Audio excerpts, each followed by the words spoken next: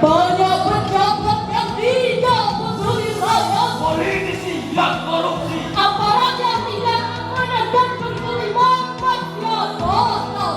Anda rakyat, naudzubillah. Terbukti berdasarkan data yang dirilis oleh Komisi.com pada tanggal 2 Agustus 2022 bahwa kasus korupsi kelas kakap yang dilakukan oleh para pejabat saat ini menyebabkan kerugian negara mencapai 78 triliun lebih. Tambah lagi sekarang judi online yang sekarang lagi viral di semua stasiun televisi. Nezar Patria dalam bukunya Premanisme Politik halaman 62 mengatakan bahwa yang menyebabkan terjadinya konflik horizontal di masyarakat yang itu munculnya kelompok-kelompok yang punya kepentingan politik sendiri tanpa mempertimbangkan dampak yang akan terjadi. Hal ini sangat menyimpang jauh dari syair lagu berikut ini. Hei pemuda-pemudi, katakanlah saja kini, Pandang rendah hati, jujur serta toleransi. Mari bersama-sama membangun Indonesia, bekal iman dan takwa, Al-Quran pedomannya, dengan semangat tinggi ikuti sunnah Nabi. Al-Quran muncul sebagai cekal rejek. Inna Allah yuhibbul mutawakkilin.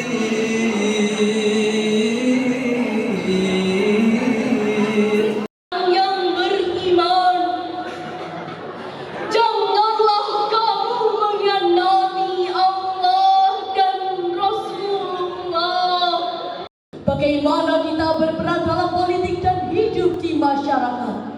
Politik dalam Islam diartikan sebagai orang Islam yang terjun dalam dunia politik, baik di pemerintahan maupun partai politik, serta membuat peraturan yang berbeda. Alaihi wasallim, Allahumma salli ala Muhammad, ya Rabbi salli alaihi wasallim, Allahumma salli ala Muhammad, ya Rabbi salli alaihi wasallim. Hadirin, kami akhiri syarat kami dengan sebuah pantun. Lantunan Al-Quran indah berkumandang. Kita serukan dengan penuh kecintaan. Apabila syarahan kami ada yang kurang, segala kita mohon dimaafkan. Wassalamualaikum warahmatullahi wabarakatuh.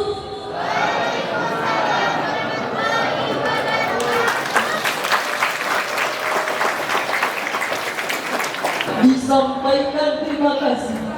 Memasuki rangkaian acara yang ketiga, sambutan Kepala Madrasah Aliyah Negeri 4 Banyuwangi kepada yang terhormat Bapak Imam Syafi'i. Hadratul Jamal Masyayikh, para ulama, kiai, wabil khusus panjenenganipun Syahid Al-Fatilah Al-Ustaz Ustaz Hatim Al-Hadis, segenap dewan guru, karyawan-karyawati Madrasah Aliyah Negeri 4 Banyuwangi, dan dosen dan pembimbing lapangan dari Institut Islam Darussalam, beserta anak-anakku, mahasiswi, mahasiswa Institut Islam Darussalam dan Yogyakarta, serta anak-anakku semua, siswa-siswi Mantap Banyuwangi. Marilah pagi hari ini kita awali dengan panjatan syukur kepada Allah Subhanahu wa Ta'ala karena berrahmat akhirnya sehingga kita bisa bersua di masjid dalam rangka peringatan Maulid Nabi Muhammad SAW dan Hari Santri. Insya Allah semuanya dalam keadaan sehat walafiat. Amin. Allahumma amin. Kedua kalinya salawat dan salam semoga selalu berlimpah pada baginda Rasulullah Muhammad Sallallahu Alaihi Wasallam. Anakku yang dibahagiakan, tadi sudah banyak disampaikan tentang istighfar, uswah hasanah dari sari tilawah dan qiraah Al-Quran. Saya mau menyampaikan hari santri. Sudah banyak yang disampaikan, masih ada banyak acara. Santri tidak disampaikan kata sastri. Sastri itu aslinya adalah kitab suci, sama dengan satu mustaq dengan sastra. Sastra itu juga karya kitab suci. Orang yang mempelajari kitab suci namanya santri. Santri juga bisa diambil kata dari kata cantrik. Cantrik itu orang yang minggu ngabekti terhadap pendeta atau berdakwah. Lah kita santri orang yang minggu terhadap kiai dan mendalami kitab suci. Dan Ustaz Dor beritahui siswa-siswi kami di sini jumlah 600 siswa-siswi, anak lagi senang yang pengetahuan. Bahkan kata Habib bin Hikmah, manfaat ini karena dekatnya dengan pesantren tahfidzul Quran adalah suatu hal yang jadi kebiasaan. Ketika perseni menjuarai dengan provinsi, kalau tidak satu atau dua, tepuk tangan. Bahkan semacam ini tadi, salah satunya kelas 10 tadi, kelas 10 barusan masuk sudah membawa modal. Ketika sudah keluar, ternyata survei membuktikan yang namanya Ahmad Saifuddin Amin, MPG Nasional Sarjana Quran Walirullah Al-Indonesia. Di kalangan akbar بالإضافة إلى أنه ماهر باللغة العربية وإنه ماهر باللغة الإنجليزية من ناحية التفسير. Dari sisi tafsir, ini kebanggaan kita semua. Ternyata ada kebijakan polisi dari pihak kampus, ada yang dunia yang tertarik dan anggap saja di sini dengan lewat yang baik ambil yang tidak baik kedua. Ingat pesan saya, katakan saya apa? Sakti itu sempat sakti bahasa wajib ucapun dari kita semua. Ini sering saya sampaikan ke di mana? Ketika di sini ambil, karena guru sini yakin jam 7 sudah kita kita pendamping, bahkan jam 6.30 sudah terjadi.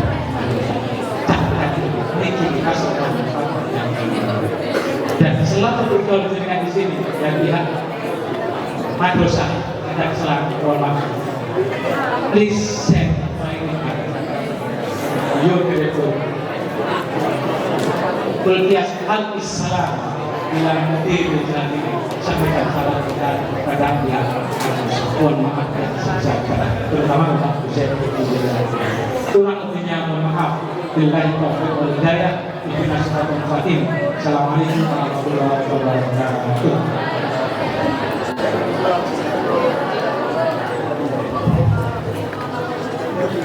Disampaikan terima kasih. Acara yang keempat, Mau'izah Hasanah yang akan disampaikan oleh Kiai Haji Mukhtar Adi dari pengurus NU Kabupaten Banyuwangi. Kepadanya disilahkan.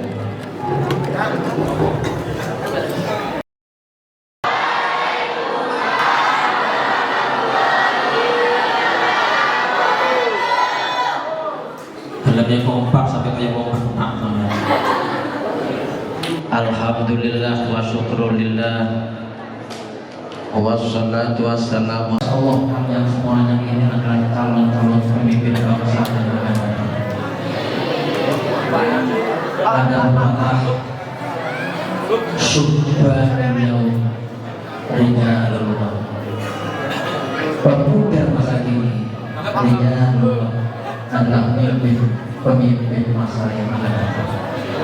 Itu kata Syekh Mustafa Abdullah. Ada pula ungkapan dari seorang penyair Inggris namanya Rudyard Kipling. Penyair Inggris Rudyard Kipling. Beliau mengatakan youth is discipline. Pemuda laksana musim bersemi. Ketika musim bersemi, pemuda tersebut tumbuh dan berkembang. Insya Allah jika musim semi tersebut pemuda tumbuh dan berkembang, insya Allah pada masa-masa berikutnya dunia dalam kedamaian. Saya melihat kalian semuanya wajah-wajahnya, wajah-wajah santriwan-santriwati ini adalah wajah-wajah surgawi semuanya, dan insya Allah kalian semuanya adalah pemegang tampuk pimpinan yang berkembang pada masa-masa yang akan datang. Amin, amin ya Rabbal. Tidak ada ungkapan kata yang patut saya sampaikan mengawali tausiah ini kecuali puji serta rasa syukur kehadirat Allah Subhanahu wa Ta'ala atas segala nikmat-nikmat yang telah Allah memberikan kepada kita, terutama nikmat iman, umur, sehat serta kesempatan, sehingga pada pagi hari ini Kololan panjenengan saha ditakdir pinangansan bermuajahah bersama-sama dalam acara peringatan Maulid Nabi Muhammad sallallahu alaihi wasallam. Mudah-mudahan hadir kita pada pertemuan ini menjadi tambahan amal ibadah yang membawa dalam kehidupan kita fitini waktunya adalah akhirah. Amin amin ya rabbal. Sholawat dan salam mudah-mudahan terima selalu pada baginda kanjeng Nabi Muhammad sallallahu alaihi wasallam yang telah bersabda, al-mar'u ma'a man ahab. Manusia itu nanti pada hari kiamat akan dikumpulkan dengan orang-orang yang dicintai. Kalau kalian cinta dengan bintang-bintang sinetron, nanti pada hari kiamat kalian akan dikumpulkan dengan bintang-bintang sinetron. Dikumpulkan dengan kayu tik-tik, dikumpulkan dengan bintang-bintang yang lain. Kalau kalian senang melihat film-film India sampai mahabbah terhadap bintang-bintang film India, kalian nanti pada hari kiamat akan dikumpulkan dengan bintang-bintang film India. Apalagi kalau kalian senang sepak bola, kalian nanti pada hari kiamat akan dikumpulkan dengan bintang-bintang sepak bola. Nanti pada hari kiamat akan dikumpulkan dengan Ronaldo, dengan Mario Kempes, dan dengan bintang-bintang sepak bola yang lain. Tapi kalau kalian mahabbah terhadap dia, mahabbah terhadap habaib, terhadap Nabi, insya Allah pulang dengan toyo di akhirat nanti akan dikumpulkan oleh Allah Subhanahu wa Ta'ala dengan kanjeng Nabi, dengan orang-orang yang mahabbah dan cinta terhadap kanjeng Nabi Muhammad sallallahu alaihi wasallam. Sekali lagi mudah-mudahan pengajian ini menjadi tiket pulang panjenengan saya dicetak menjadi orang yang mahabbah terhadap kanjeng Nabi. Oleh karena itu nanti di akhirat akan bersama-sama dengan kanjeng Nabi Muhammad sallallahu alaihi wasallam. Amin amin ya rabbal alamin. Sallallahu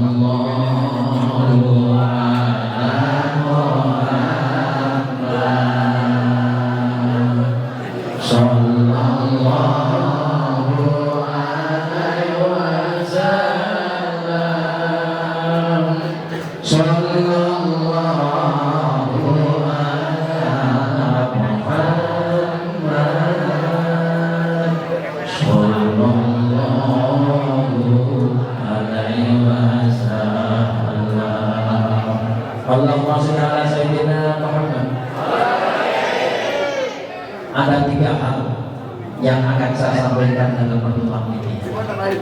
Cuman pandangan saya kesampaian agak terganggu dengan tiang ini.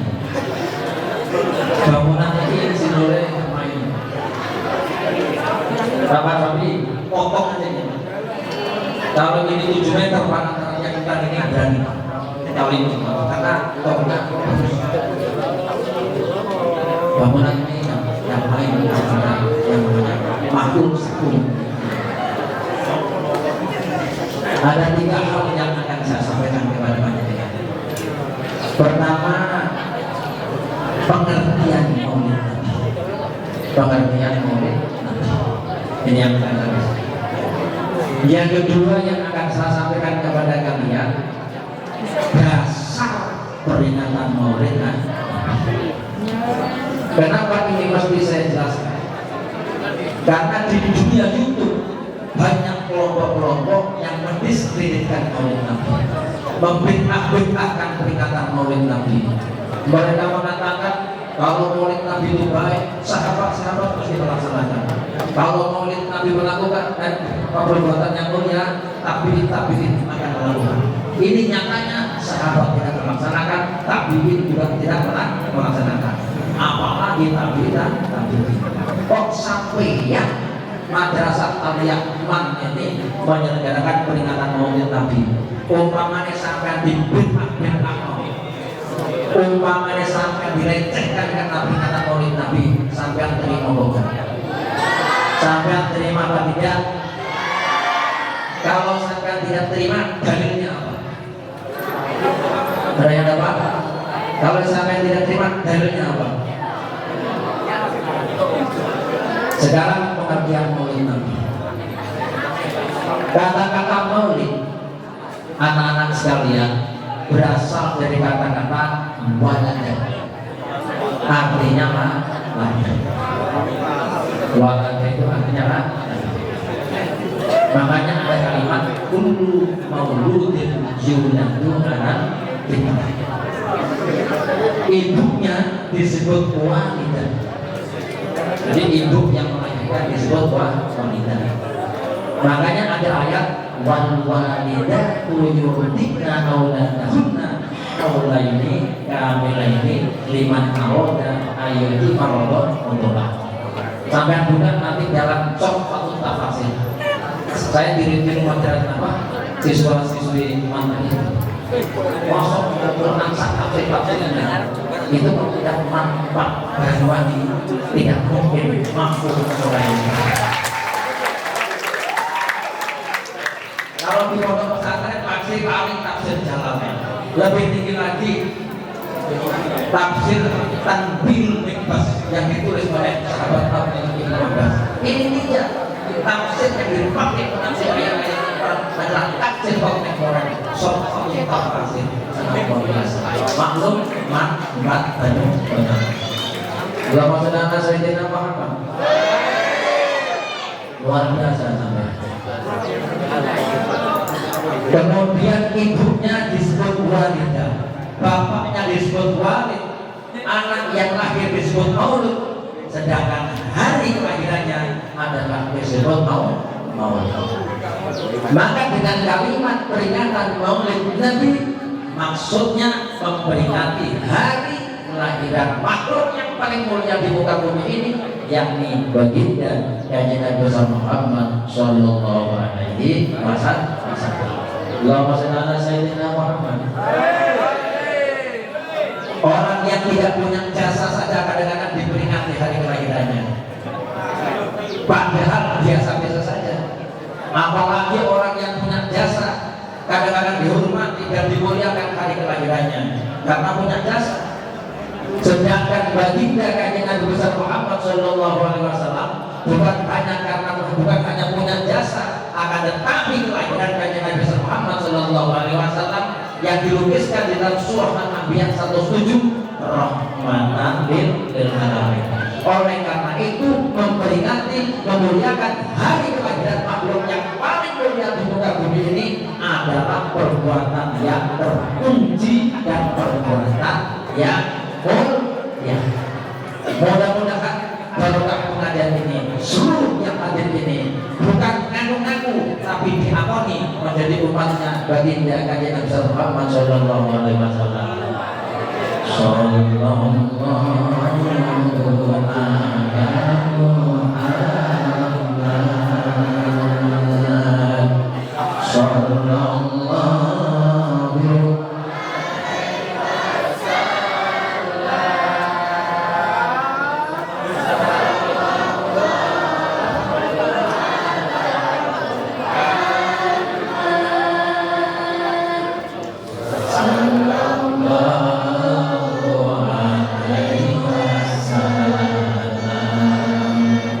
itu tadi arti peringatan Maulid Nabi.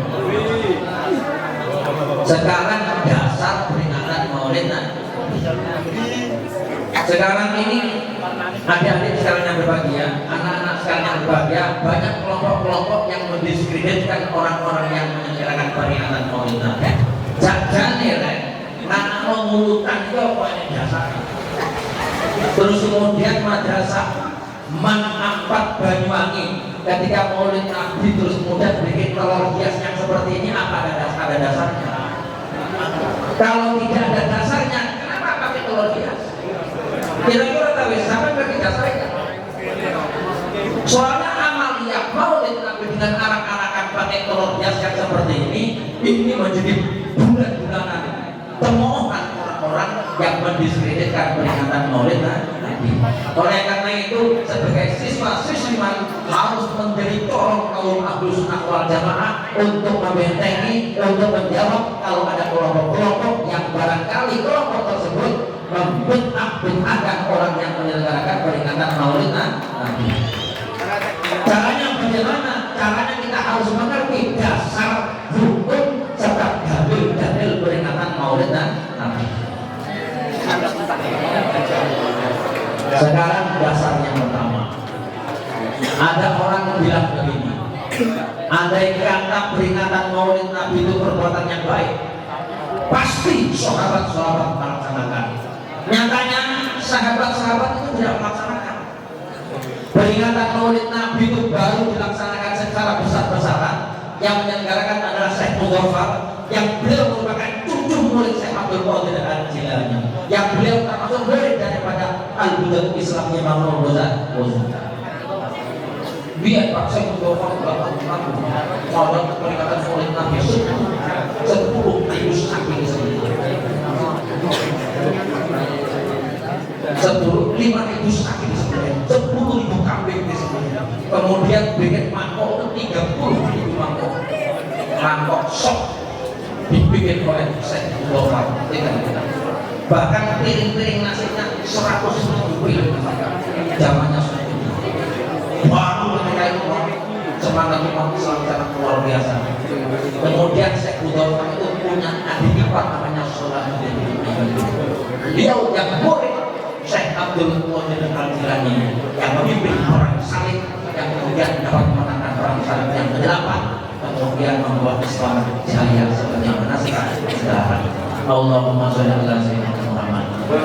Kalau tadi adik baca kitab tafsir Suratul Bayan, penjelasan saya tadi ini ada di dalam Muqaddimah Tafsir Al-Jilani. Tafsir apa? Tafsir Al-Jilani. Ini tafsir yang paling mudah ditulis, diterbitkan. Kalau saya tidak keliru, tafsir ini hanya 10 tahun yang lalu. Sebelumnya perlu bapak-bapak, ibu-ibu dan saudara-saudara serta adik-adik sekalian yang berbahagia, memang yang menyelenggarakan Maulid Nabi yang pertama memang bukan para sahabat.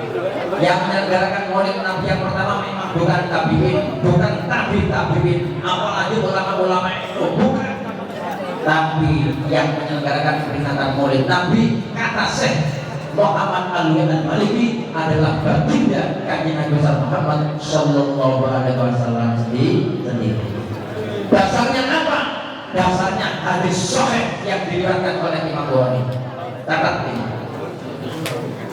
Baginda kanjeng Nabi Muhammad sallallahu alaihi wasallam itu memiliki kebiasaan setiap hari Senin beliau melaksanakan ibadah puasa. Jadi Nabi Muhammad itu walaupun beliau dijamin masuk surga, beliau masih melaksanakan ibadah puasa. Tirakat.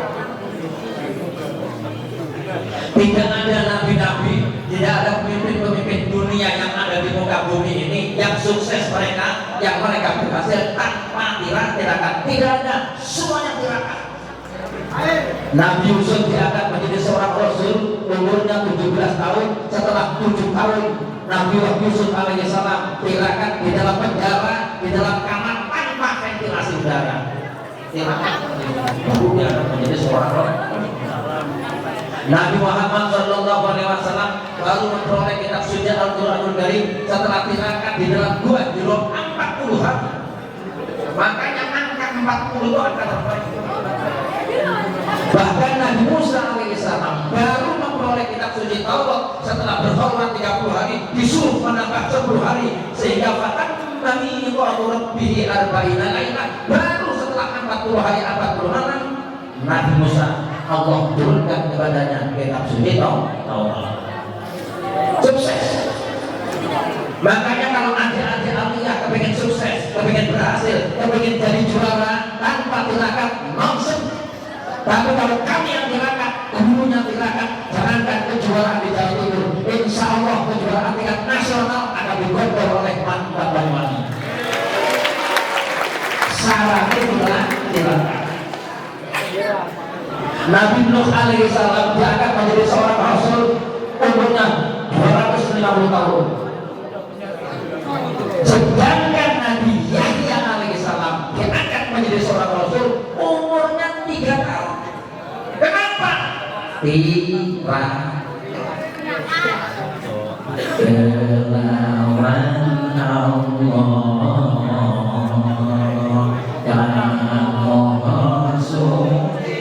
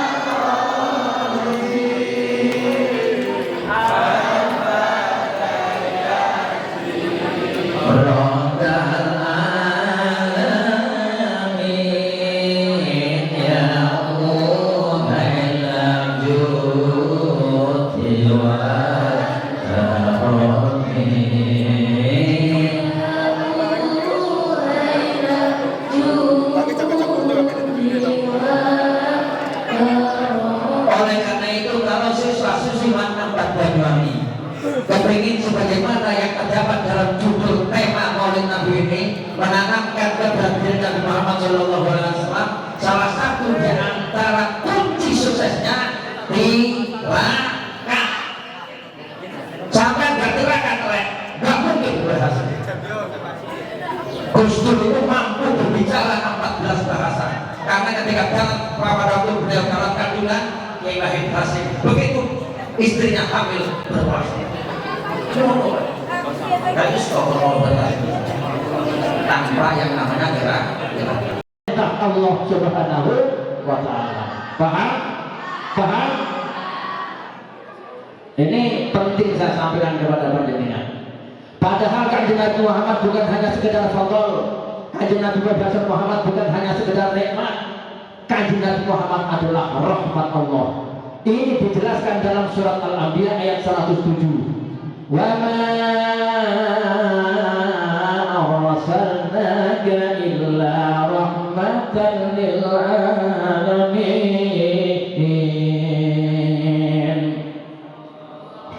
Wa ma arsalnaka, tidaklah aku mengutus engkau Muhammad illa rahmatan, kecuali menjadi rahmat lil alamin, bagi sekalian alam. Oleh karena itu bapak-bapak, oleh karena itu ibu-ibu dan saudara-saudara, kaum Ahlus Sunnah wal Jamaah, ketika bulan Maulid mereka semarak menyelenggarakan peringatan, yakni peringatan Maulid Nabi besar Muhammad Shallallahu Alaihi Wasallam. Salah satu di antara dasar yang dipakai adalah surat Yunus ayat 58. Kemudian yang kedua, itu tadi masih yang pertama.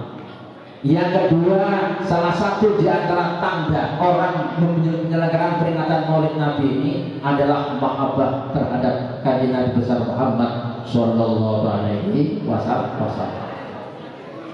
Jadi ini kanjeng Nabi, man ahya sunnati faqad ahabbani, wa man ahabbani kana ma'i fil man ahya sunnati faqad ahabbani wa man ahabbani kana ma'i fil jannah. Barang siapa yang menghidup-hidupkan sunnahku, orang tersebut cinta kepadaku. Orang yang cinta kepadaku, kata Nabi Muhammad, kana ma'i fil jannah, nanti di surga akan bersamaku. Mudah-mudahan ilmu-ilmu yang kita peroleh dari pengajian ini dapat kita amalkan sebagai perwujudan rasa mahabbah terhadap kanjeng Nabi Muhammad Shallallahu Alaihi Wasallam. Sekarang saya akan memberikan contoh mangan. Enek sangat bedino mangan apa enggak? Sangat bedino mangan. Jajal out dikoreksi. Mangane awake dhewe iku padha gak karo carane mangane kanjeng Nabi. Kok ngomong enggak kan ya? Kanjeng Nabi pun nek mangan, ketika mengambil nasi, Rasulullah senantiasa menggunakan tangan kan? Nah, sampai waktu mangan muluke nganggo tangan kiwa apa nganggo tangan tengen? Nganggo tangan kiwa apa nganggo tangan tengen? Berarti padha karo kanjeng Nabi. Saiki njupuk lawuhe nganggo tangan kiwa apa nganggo tangan tengen? Cedak, ini jawaban yang jelas ini. Njupuk lawuhe nganggo tangan kiwa apa nganggo tangan tengen? Ngon. Mestinya harus pakai tangan kan? Kanan. Nek nganggo tangan kiwa apa maneh lebokno panganan lawuh nganggo tangan kiwa, berarti tidak sesuai dengan sunnah kanjeng Nabi Muhammad Shallallahu Alaihi Wasallam. Soalnya di warung-warung, kalau kita melihat persentase penduduk di Indonesia yang 90% umat Islam, berarti sekitar warung-warung 90% umat Islam.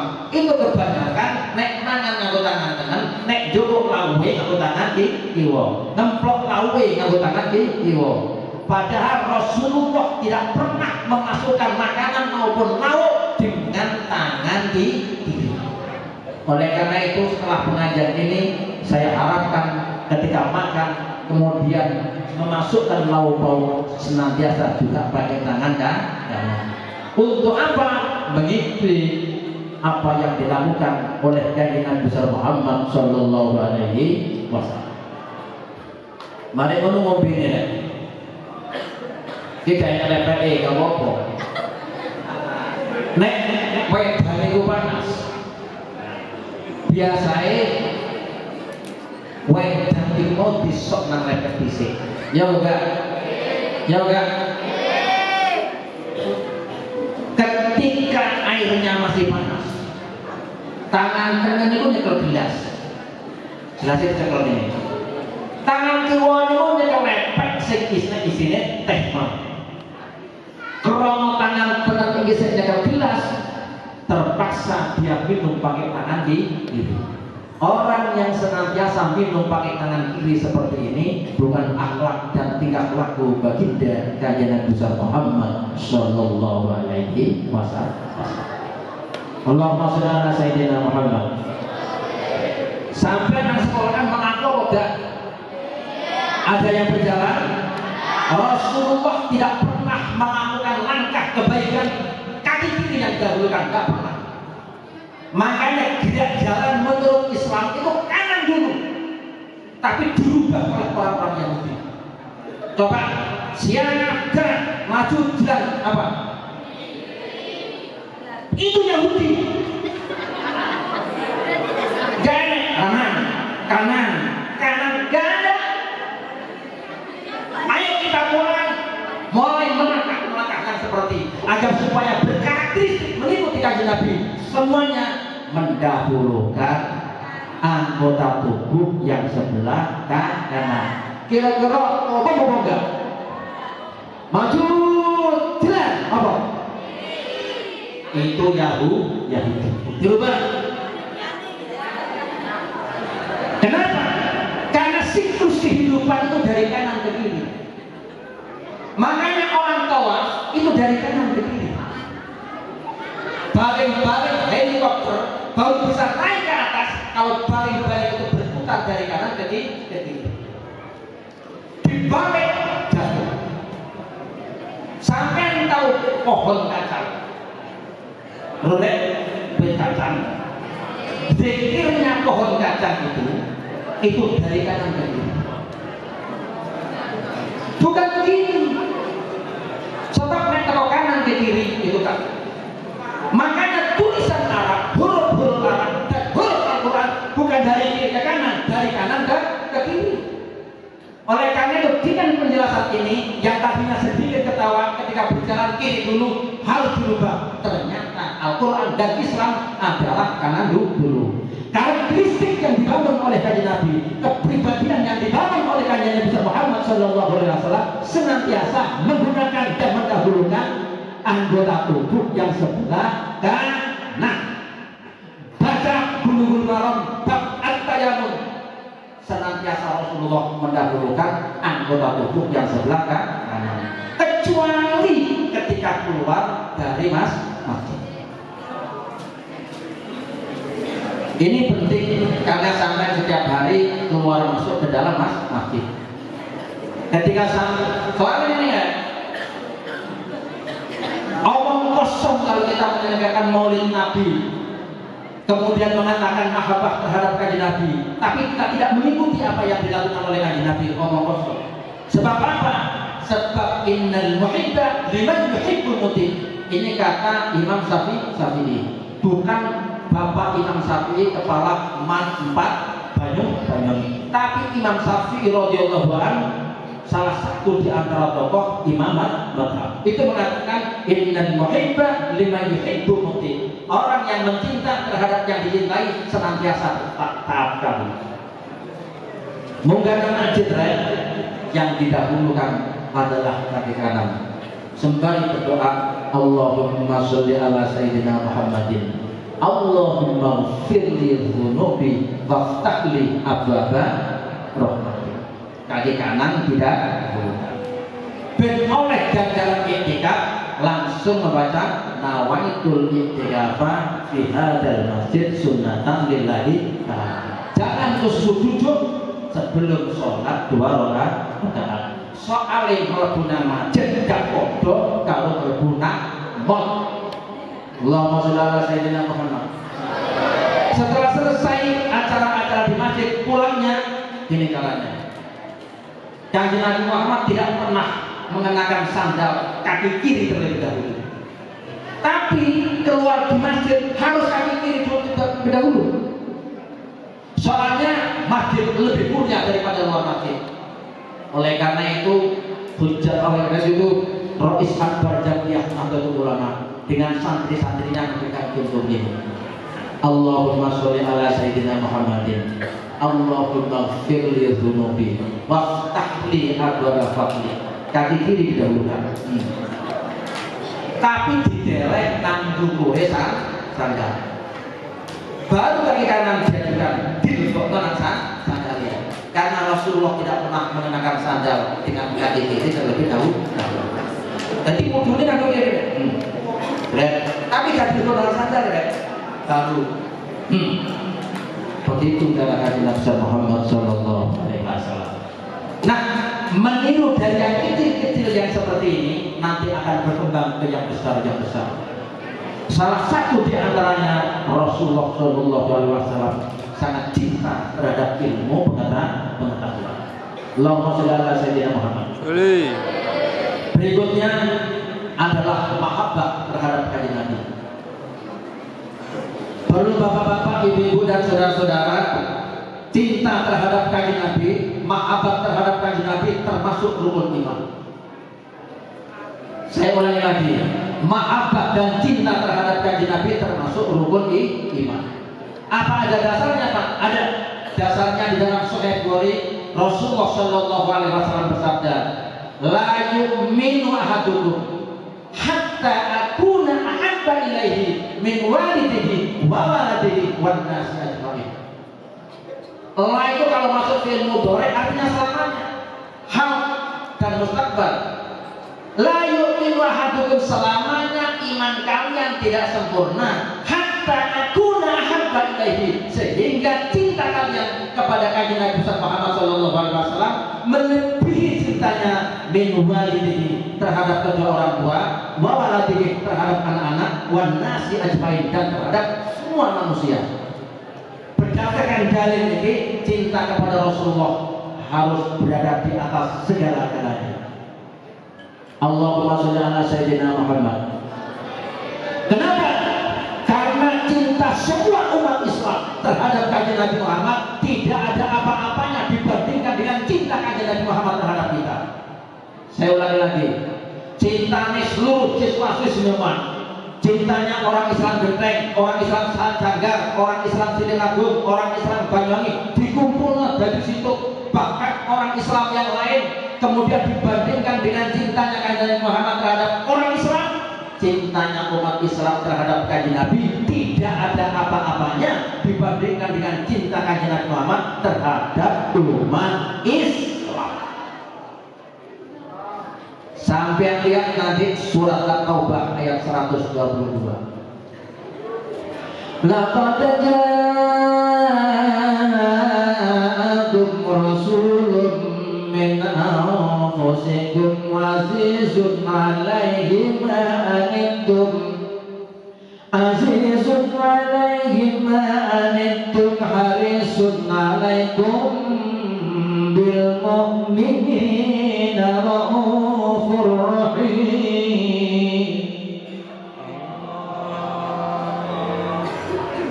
Laqad ja'akum, sungguh telah datang kepada kalian rasulun, seorang rasul, min anfusikum, dari diri kalian sendiri, seorang rasul yang azizun alaihi ma anittum, dirasa berat olehnya atas penderitaan kalian.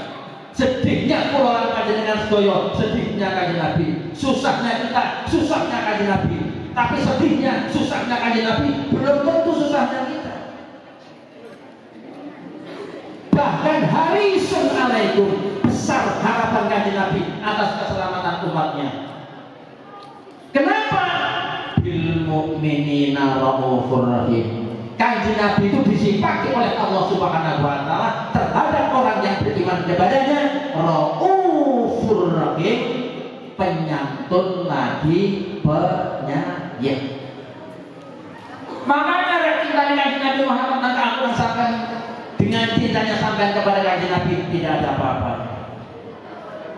Karena dasar ini maka cinta kepada orang tua, cinta kepada anak, dan cinta kepada yang lain-lain harus cintanya kepada Rasulullah di atas, harus ditaruh di atas itu semua. Dulu baru kita dikatakan mahabbah terhadap kanjeng Nabi Muhammad Sallallahu Alaihi Wasallam. Saya tak tiru-tiru siswa yang membaca ayat kaki tafsir tadi. Nanti saya baca di dalam tafsir Jami'ul Ahkam yang ditulis oleh Imam Qurtubi. Tafsir ini terkenal dengan sebutan tafsir Al-Qurtubi, juz 13 halaman 301. Bagaimana beliau menafsiri bil mu'minina raufur rahim? Beliau menafsiri begini, lam yajma'illahu li ahadin minal anbiya'i ismaini min asma'ihi illa lin nabiyyi Muhammadin sallallahu alaihi wasallam. Allah Subhanahu wa taala tidak pernah mengumpulkan namanya ismaini min asma'ihi, dua asma'nya, min asma'ihi, dari asma Allah Subhanahu wa taala. Asma Allah itu ada berapa? Asma Allah ada berapa? 11. 99. Salah satu di antara asma Allah yang 99 itu adalah Raufur Rahim. Ya Allah, Ya Rahman, Ya Rahim, Ya Malik, Ya Kudus, Ya Salam sampai Ya Sobur. Apa semua ya? Apa semua ya? Harus apa? Asma husna itu harus apa? Gak usah dihafal no. Anggere budino diwaca insyaallah apa?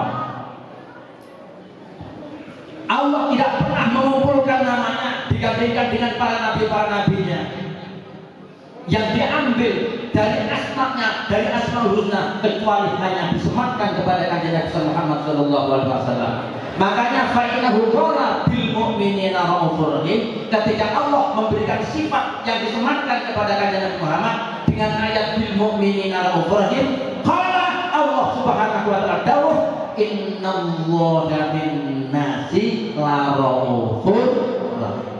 Makanya cintanya Nabi Muhammad terhadap kita tidak ada duanya. Kalau sampai kenal Napoleon Bonaparte, pahlawan Prancis, seorang jenderal yang sangat luar biasa, ketika meninggal dunia yang diingat Magdalena. Siapa itu Magdalena? Istrinya Napoleon Bonaparte. Tapi ketika kanjeng Nabi Muhammad sallallahu alaihi wasallam akan meninggal dunia, sing diceluk karo kanjeng Nabi bukan Khadijah, bukan Aisyah, bukan, akan tapi yang dipanggil adalah siswa-siswi Man 4 Banyu. Ummati, dan kita termasuk umat kanjeng Nabi Muhammad sallallahu alaihi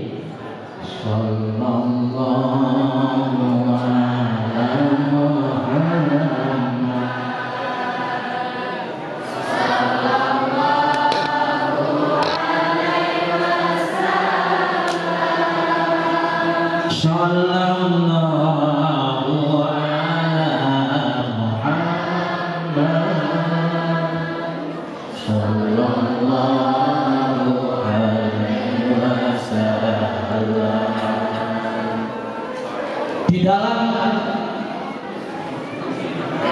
riwayat ketika kanjeng Nabi besar Muhammad sallallahu alaihi wasallam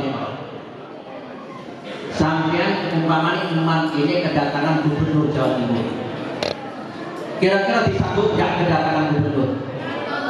Disambut ya? Maka disambut dengan mengucapkan selamat. Apalagi yang akan datang presiden, maka umat akan sibuk sedemikian rupa akan menyambut kedatangan presiden. Ya tidak? Kenapa? Karena yang disambut adalah orang hebat. Makanya ketika kanjeng Nabi Muhammad akan menghadap ke hadirat Allah Subhanahu wa taala, kanjeng Nabi Muhammad disambut makhluk yang paling baik, makhluk yang paling dicintai oleh Allah Subhanahu wa taala disambut. Sampai baca di dalam kitab Siratul Talibin yang ditulis oleh Syekh Ihsan Al-Jabasi. Syekh siapa? Syekh Ihsan ini senantiasa puasa. Makanya ketika ngarang kitab itu puasa. Saya pernah puasa 4 bulan ketika saya menulis keagungan hari Jumat. Polanya aku bukannya wakil. Saya pernah punya hutang 150 juta. Gak tahu berjalan. Akhirnya saya bikin tulisan jadi buku. Ketika itu saya puasa 4 bulan. Alhamdulillah dari buku tersebut saya punya duit hampir 400 juta. Alhamdulillah. Di dalam kitab Siratul Talibin itu dijelaskan ketika kanjeng Nabi Muhammad Mi'raj menghadap kehadirat Allah Subhanahu wa taala, kanjeng Nabi Muhammad disambut dengan ucapan salam yang sangat istimewa. Insya Allah semuanya apa? Salamnya Assalamualaikum ayyuhan nabiyyu. Coba Assalamualaikum ayyuhan nabiyyu. Tahiyat pun ditanya memang kan. Assalamualaikum ayyuhan nabiyyu wa rahmatullahi. Ketika kanjeng Nabi Muhammad SAW mendapatkan sambutan salam dan berkah untuk dirinya, Rasulullah itu tidak mau. Rasulullah ingat kepada umatnya. Bagaimana umatnya yang sekolah di mana? Bagaimana umatnya yang ada di Banyuwangi? Akhirnya demo protes kepada Allah. Jangan hanya untuk saya ya Allah. Lalu bagaimana? Rasulullah meminta umatnya agar supaya diberi berkah dan keselamatan. Akhirnya redaksinya ditambah Assalamualaikum wa ala ibadillahis. Saking apa nih? Saking cintanya kanjeng Nabi Muhammad terhadap umatnya. Oleh karena itu tidak ada apa-apanya cinta kula lan panjenengan sedaya dibandingkan dengan cinta kanjeng Nabi Muhammad terhadap kula lan panjenengan sedaya. Oleh karena itu salah satu di antara mahabbah cinta kepada kanjeng Nabi, sebab logikanya orang yang cinta terhadap yang dicintai sering menyebut. Oleh karena itu salah satu di antara wujud cinta kepada kanjeng Nabi adalah banyak-banyak membaca sholawat. Sholawat itu penting ya. Ketika Allah Subhanahu wa Ta'ala memerintahkan sesuatu hal, Allah tidak pernah mengulangi. Tapi ketika Allah Subhanahu wa Ta'ala memerintahkan membaca sholawat, Allah Subhanahu wa Ta'ala lebih dahulu membaca sholawat. Kedudukan di dalam Islam sholawat itu penting. Sholat tanpa sholawat, sholatnya sah apa tidak? Saya ingin tanya kepada kalian, sholat tanpa sholawat, sholatnya sah apa tidak? Sholatnya tidak sah. Khutbah yang lengser jenggotnya orang khotibnya lupa tapi baca sholawat, khutbahnya tidak sah. Yang jamaah sudah sampai ini berdoa kepada Allah, lupa baca sholawat, doanya tidak dikabulkan oleh Allah Subhanahu. Saking apa nih? Saking pentingnya sholawat. Oleh karena itu sebagai perwujudan rasa cinta kita kepada kanjeng Nabi, mari kita membaca sholawat benar. Yang pertama sholawat Jibril, supaya yang hadir semuanya ini dikaruniai dan dianugerahi oleh Allah Subhanahu wa Ta'ala sebagaimana anugerah yang Allah berikan kepada Nabi Adam alaihissalam. Allahumma shalli ala sayyidina Muhammad. Inna Allaha wa malaikatahu yusholluna 'alan nabi ya ayyuhallazina amanu shallu 'alaihi wa sallimu taslima. Allahumma shalli.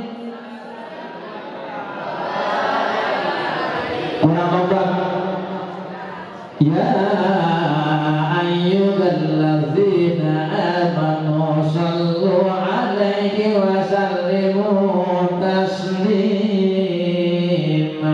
Allahumma shalli. Sholawat ini kalau dibaca, insya Allah kalau kalian waktunya nikah akan diberi jodoh yang soleh dan solehah. Cewek itu nenek umur 17 tahun sampai umur 40 tahun siapa saya. Tapi nek umur 30 tahun belum kawin siapa saja sudah. Tapi kalau membaca sholawat ini insya Allah kalau diberi jodoh oleh Allah Subhanahu wa Ta'ala, kalau laki-laki diberi jodoh yang solehah, kalau perempuan diberi jodoh yang soleh.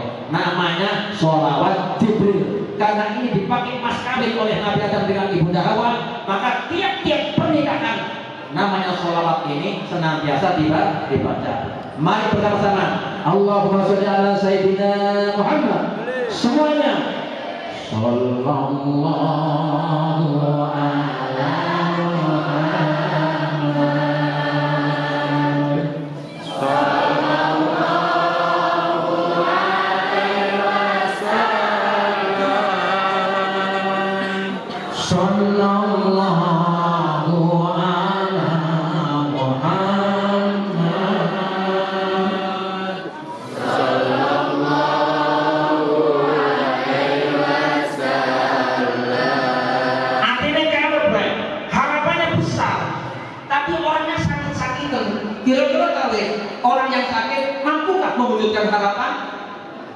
mustahil.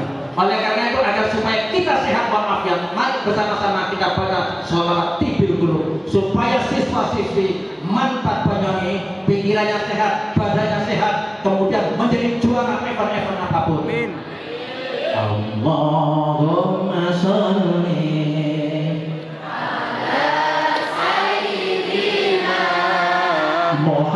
tindir kulode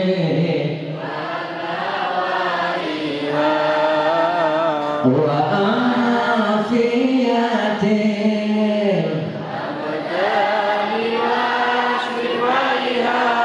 banuril abasari wa diyaiga wa ala alihi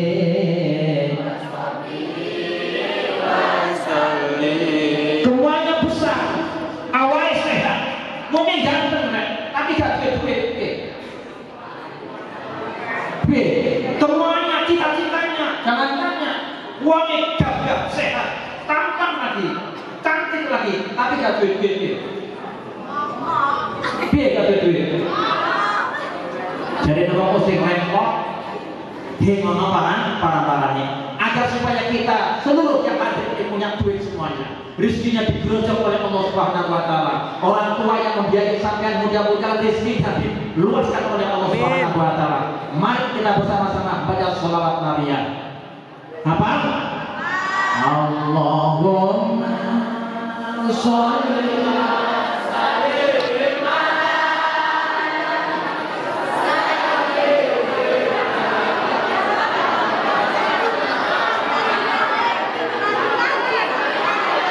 enggak. Sekarang sepakat. Ini lagunya kok berbeda ya. Sekarang yang laki-laki diam. Mari kita dengarkan suara Arjuna Mangkat Banyuwangi. Soalnya orang laki-laki itu bertanggung jawab terhadap orang perempuan. Bagaimana mau tanggung jawab kalau tidak punya duit? Supaya laki-laki itu kaya semuanya. Mari kita baca surat Maryam. Laki-laki perempuan siap menerima. Allahumma sholli ala sayyidina Muhammad. Ayo. Udah kuning.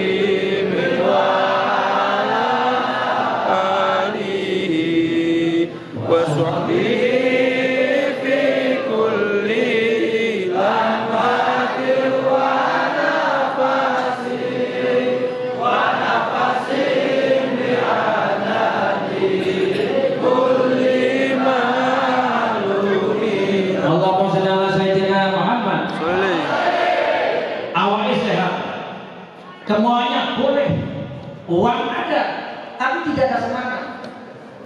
Kira-kira bisa membuktikan apa yang diinginkan nggak? Nonsen. Oleh karena itu perlu semangat dengan baca sholawat yang menimbulkan semangat. Sholawat yang menimbulkan semangat itu adalah sholawat made in Banyuwangi.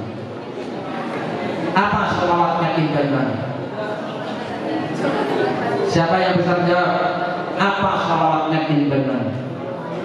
Saking terkenalnya sholawat made in Banyuwangi, ketika Gus Dur berkunjung di Manado, orang-orang Konghucu golongannya Ai Neo Chiu Xiao Jie membaca ini.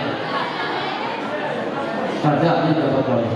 Ketika berkunjung ke Bali, berdanda-berdanda ketika menyambut Gus Dur pakai ini. Ketika Gus Dur berkunjung di daerah-daerah yang non muslim, sholawat ini senantiasa dibaca. Sholawatnya sholawat made in Banyuwangi. Karena yang menciptakan adalah Kiai Ali bin Kiai Mansur bin Kiai Zaidin, yang ketika itu beliau menjabat ketua cabang Nahdlatul Ulama Banyuwangi 1963. Karena yang Memang produk yang menciptakan sholawat ini adalah Kiai Mansur yang kebetulan adalah Tanfidiah NU Banyuwangi. Oleh karena itu sholawat ini sholawat made in Banyuwangi. Begitu terkenalnya sholawat ini sampai-sampai orang Hindu hafal, orang Konghucu hafal. Nek manfaat Banyuwangi Ka'abah nek minggat kau saja tahun ini. Allahumma sholli ala sayyidina Muhammad. Soalnya apa? Sholawat ini diciptakan oleh guru-gurunya orang-orang yang mendirikan manfaat di Banyuwangi ini. Allahumma sholli ala sayyidina Muhammad. Sholawat yang namanya sholawat badah. Karena ini untuk perjuangan, maka lagunya harus lagu perjuangan. Allahumma sholli ala sayyidina Muhammad. Sholatullah salamullah ala toga Rasulillah. Sholatullah salamullah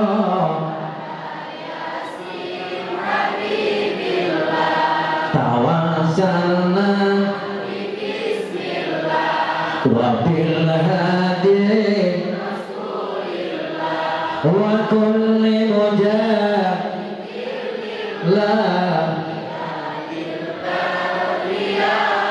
Allahumma sholli ala sayyidina Muhammad. Salawat ini saudara-saudara asalnya dari negeri Arab, kemudian dibawa ke Indonesia oleh kaum Alawiyin. Kaum Alawiyin itu adalah para habaib. Mereka menyebarkan Islam di tanah air Indonesia. Salah satu di antaranya adalah dengan sholawat. Makanya di Indonesia ini setiap Jumat banyak masyarakat kampung sholawatan. Ada yang dibaca adalah berjanji, makanya disebut perjanjian. Ada yang disebut yang dibaca tibai, makanya disebut tibaan. Karena di sana ada marhabannya Nurul Aini, marhaban Jaddal Husaini, maka disebut marhabanan. Soalnya kemarin orang PD tanya kepada saya, marhaban itu apanya NU katanya. Orang PD itu tanya kepada saya, Pak, kok bilang boleh itu marhabanan? Sebetulnya marhaban itu apanya NU saya? Dan seterusnya. Ada yang pakai simtudurul, maka disebut hafsiah. Sekarang yang lagi populer adalah simtudurul. Ada lagi yang sekarang ini lagi digalakan namanya sholawat dia pun lagi yang ditulis oleh Al-Hafidh Umar Al-Hafidh. Sekarang ini wa sholatullahi ta'ala asrofa rusli Muhammad wa salamun mustamirun kullaini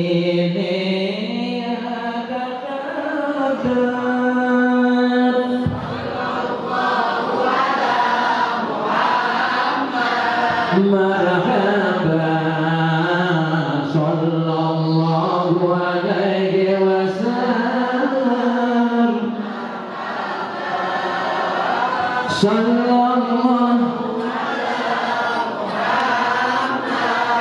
marhaban.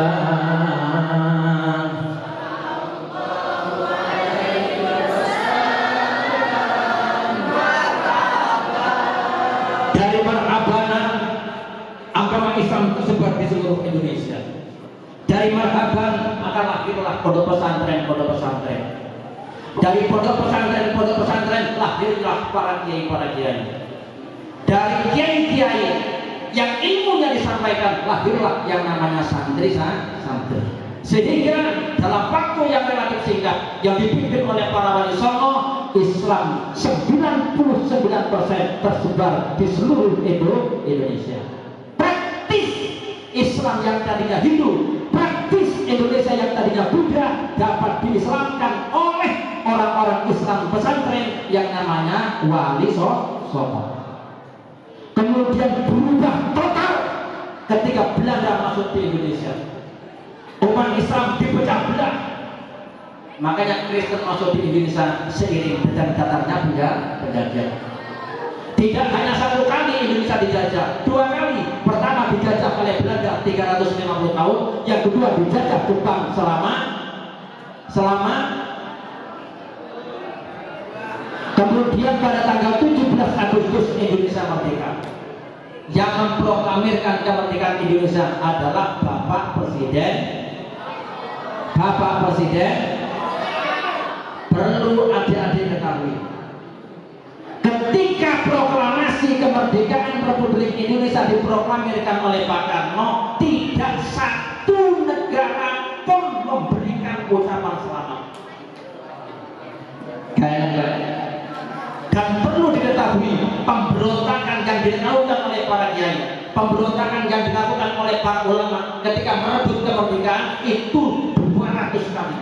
Nah, setelah merdeka yang diproklamirkan oleh Pak Karno, tidak satu negara pun yang memberikan ucapan selamat. Kenapa? Kata diplomat Belanda ke luar negeri, kemerdekaan Indonesia itu hadiah dari pemerintahan Jepang. Atau dengan bahasa lain, Indonesia negara boneka Jepang.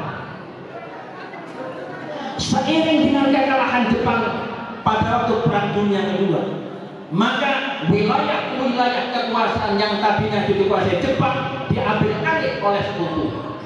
Sampai pada suatu saat sekutu ditumpangi oleh Belanda yang kepingin kembali menjajah Republik Indonesia. Bandung sudah berubah menjadi lautan api. Medan sudah dibikin kontrak-kacir. Yang namanya Semarang diluluh lantahkan, tinggal Surabaya. Tinggal apa? Tinggal Surabaya. Kalau Surabaya bangsa Indonesia dapat dikalahkan oleh sekutu yang dibonceng oleh Belanda, Indonesia akan dijajah kembali. Pak Karno bingung. Kemudian Pak Karno pada waktu itu berdialog dengan Jenderal Sudirman. Oleh Jenderal Sudirman, Pak Karno diminta sowan kepada Ki Hasyim Asy'ari.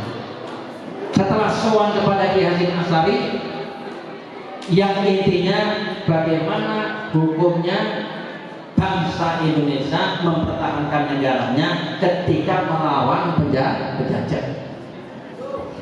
Menjawab itu langsung Ki Hasyim Asy'ari mengutus Ki Haji Abdul Wahab Nasrullah untuk mengumpulkan kiai-kiai. Akhirnya kumpullah kiai-kiai seluruh Jawa dan Madura. Kumpulnya di Surabaya. Tanggal 21 Oktober. Musyawarah. Setelah musyawarah akhirnya keluarlah yang namanya resolusi jihad yang digelorakan dan yang dikeluarkan fatwa resolusi jihad itu oleh Raisul Akbar Hadratus Syekh Ki Haji Hasyim Asy'ari, yang isinya satu, seluruh umat Islam radius 90 km dari Surabaya wajib hukumnya mempertahankan Surabaya dari seluruh serangan-serangan yang dilakukan oleh musuh yang kepingin menjajah kembali Indonesia. Satu. Yang kedua, apabila mempertahankan negara meninggal dunia mati syahid. Dua. Yang ketiga, kalau ada bangsa Indonesia kong kali kong, apa kong kali kong, kerjasama dengan pihak-pihak penjajah, maka dihukum dengan hukuman mati. Ini fatwa resolusi yang namanya resolusi jihad. 3 hari kemudian tentara Inggris yang jumlahnya 66.000 turun di Surabaya. 3 hari kemudian pada tanggal 27, 29 perang berkobar sangat luar biasa.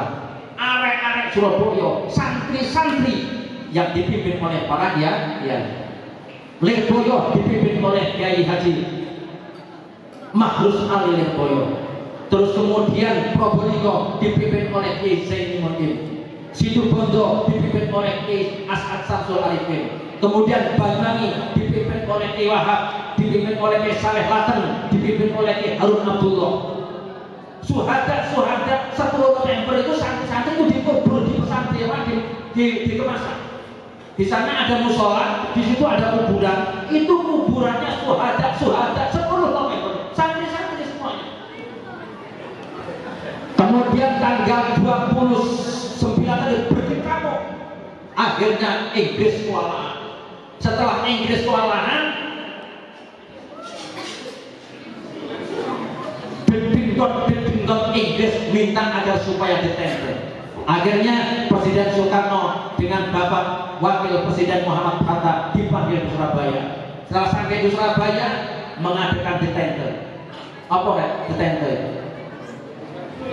Detenter itu apa? Detenter itu peredaan ketegangan. Sing mau nih perang lagi gak berangan. Itu terjadi tanggal 30 September. 30 Oktober. Pagi ditandatangani perjanjian untuk peredaan ketegangan. Sore harinya terjadi perang yang sangat luar biasa. Sampai Jenderal Inggris yang namanya Jenderal Malabi meninggal dunia. Akhirnya orang Inggris ngamuk. Jenderal Malabi diganti oleh Jenderal Monson.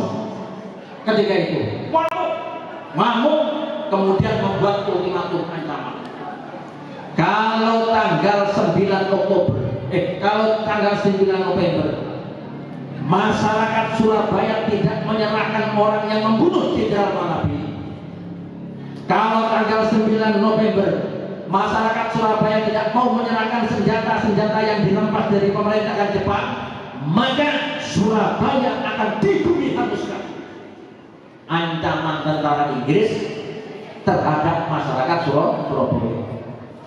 Jadi pahlawan Surabaya itu bukan Bung Tomo. Bung Tomo itu wartawan. Bung Tomo hanya siaran di radio. Siapa yang mengerahkan santri-santri pada waktu perang 10 November? Tidak ada lain adalah para kiai dan para ulama atas komando almarhum Al-Maghfurlah Ki Haji Hasyim Asy'ari. Kalau sampai membaca bukunya Profesor Dr. Ruslan Abdul Ghani, resolusi jihad tidak ada.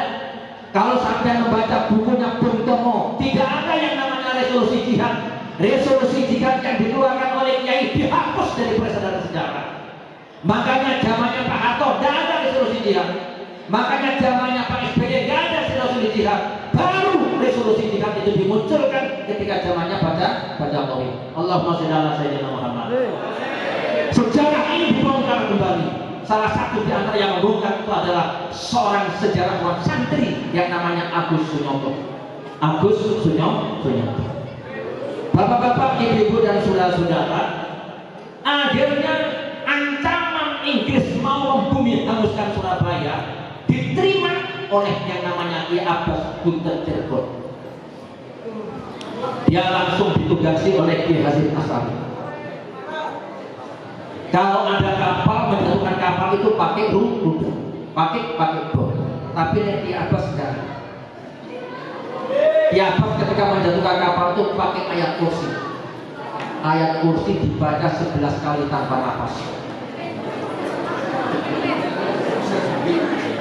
Sampai mau ayat kursi 11 kali tanpa nafas. Ayatnya durung mari diwaca, nanti disip dulu. Dia Abbas membaca ayat kursi 11 kali tanpa nafas. Memang ada acaranya. Mari ngono kapal yang berseliweran akan ngebom. Itu didoni. Kalau bisa. Yang namanya kapal itu jatuh. Yang namanya Tanjung Perak itu dibikin oleh para ulama dan para kiai itu seperti jalan raya, sehingga banyak tank-tank itu yang tenggelam di Tanjung Perak tersebut. Mbok punya caranya para ulama ketika itu. Hingga 10 November perang dimenangkan oleh para santri dan para kiai. Tapi ditandai 22.000 santri meninggal dunia, 1.000 lebih tentara Inggris meninggal dunia.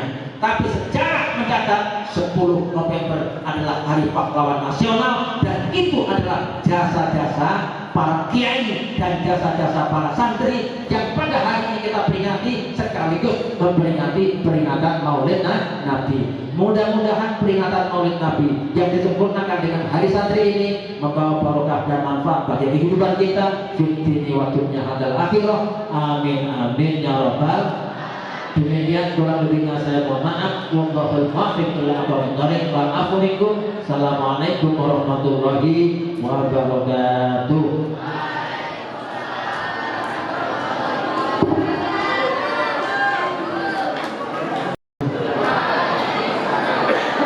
Mari kita akhiri kegiatan peringatan kita ini dari santri dan maulid Nabi dengan doa. Sebelum saya bacakan doa, mohon anak-anak setelah selesai ini mengumpulkan resumnya ke wali kelas masing-masing. Kalau saat ini sudah berupa catatan, silakan dikumpulkan, itu lebih objektif. Kalau belum selesai, hari Senin semuanya mengumpulkan, dan mohon wali kelas berilah apresiasi dan berilah reward anak-anak 1 nilai ulangan harian untuk resum kali ini. Dan mohon yang tidak hadir berikan juga reward entah berupa apa. Mudah-mudahan kegiatan ini mendapat ridho Allah dan ilmu yang telah kita terima bersama. Mudah-mudahan Allah berikan ilmu yang manfaat dan barakah. Amin. Begitu juga kepada kakak-kakak yang BPN di sini, ya kita ucapkan bersama-sama jazakumullah ahsanal jazak. Mudah-mudahan yang tidak baik dibuang jauh-jauh, yang baik dibuat bekal untuk jenjang berikutnya. Kita sambung silaturahim sampai kapanpun. Al-Hadiniyah wa al-Kuliyah Salihah ala manawina wa ala manawal salatul sholihin. Al-Fatihah. Bismillahirrahmanirrahim. Alhamdulillahirabbil alamin. Ar-Rahmanir-Rahim. Maliki yaumiddin. Iyyaka na'budu wa iyyaka nasta'in. Ihdinas siratal mustaqim. Shiratal ladzina an'amta 'alaihim ghairil maghdubi 'alaihim waladdallin. Amin. Bismillahirrahmanirrahim. Allahumma shalli ala sayyidina Muhammad wa ala ali sayyidina Muhammad. Alhamdulillahirabbil alamin. Rabbana taqabbal minna innaka antas samiul alim wa tub 'alaina innaka antat tawwabur rahim. Allahumma a'inna 'ala dzikrika wa syukrika wa husni ibadatik. Allahumma ij'alna wa la tanal wa dhurriyyatana wa ahlana wa balamidana min ahli al-'ilmi wal khair wa la taj'alna wa iyyahu min syarri al-dhair. Allahumma nawwir qulubana bi nuri hidayatika kama nawwarta al-ardha bi nuri syamsika wa qamarika abadan abadan bi rahmatika ya arhamar rahimin. Rabbana atina min ladunka rahmatan wa hayyi lana min amrina rashada. Rabbana atina fid dunya hasanah wa fil akhirati hasanah wa qina adzabannar. Sallallahu ala sayyidina Muhammad wa ala ali sayyidina Muhammad. Subhana rabbika rabbil izzati amma yasifun wa salamun alal mursalin. Alhamdulillahirabbil alamin. Assalamualaikum warahmatullahi wabarakatuh.